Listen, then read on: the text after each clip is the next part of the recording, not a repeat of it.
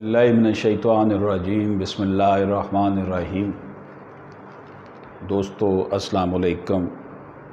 اشرف آسمی advocate آپ کی خدمت میں حاضر ہے۔ دوستو، میرے بزرگ، میرے پیر و مرشد نے مجھے آج سے تقریباً 20 سال پہلے ایک قرآنی وظیفہ بتایا تھا جو آج میں آپ سے شیئر کر رہا ہوں۔ کوئی بھی دکھ، کوئی بھی تکلیف، کوئی ایسا مسئلہ جس کا کوئی حل نظر نہ آ رہا ہو، ایسی پریشانی جو سمجھے کہ بس جان سے لے جائے گی، اس کے لیے وہ ان بزرگوں نے فرمایا تھا اللہ تعالیٰ ان کے جنت الفردوس میں درجات بلند کرے۔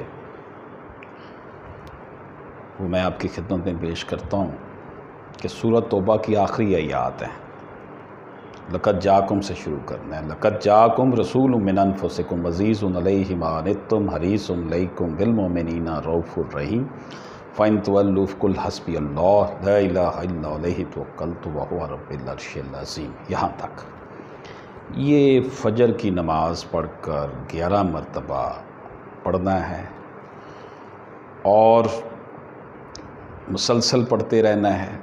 اللہ کے فضل و کرم سے کوئی دکھ، کوئی ایسی ناگہانی آفت، کوئی ایسی پریشانی جس کا کوئی راستہ نہ نکل رہا ہو، انشاءاللہ تعالیٰ اللہ تعالیٰ بہتر فرمائے گا۔ لیکن جب ہم دعا مانگ رہے ہیں اللہ پاک سے کہ یا اللہ پاک ہمارے اس غم کو، ہماری اس تکلیف کو رفع فرما دے، ہمارے اس دشمن کو نیست و نابود فرما دے، ہمیں اس قرضے سے فارغ فرما دے، ہمیں فلاں جگہ سے جو نقصان ہو رہا ہے اس سے ہمیں نجات دے دے، ہمیں فلاں بندے کی وجہ سے کوئی پریشانی ہو رہی ہے اس سے نجات۔ تو ان سب باتوں کے لیے اگر ہم دعا کر رہے ہیں تو اگر ہماری وجہ سے کسی کو کوئی دکھ ہو رہا ہے، کوئی تکلیف ہو رہی ہے، کوئی نقصان میں جا رہا ہے، تو ہمیں بھی اپنے آپ کو پہلے گریبان میں جھانکنا چاہیے کہ ہم بھی دوسروں کے لیے آسانیاں پیدا کرنے والے ہوں۔ پھر ہم اپنے رب سے دعا مانگیں گے یا اللہ پاک ہمارے اوپر رحم فرما۔ تو یہ جو میں نے آپ کی خدمت میں بات پیش کی ہے، اسے ہم سب پڑھتے ہیں اور آپ بھی پڑھیں۔ اللہ تعالیٰ سب پر کرم فرمائے۔ اللہ پاک سے دعا ہے کہ ہمیں اللہ پاک رزق حرام سے بچائے، ہمیں آسانیاں تقسیم کرنے والا بنائے۔ آمین ثم آمین۔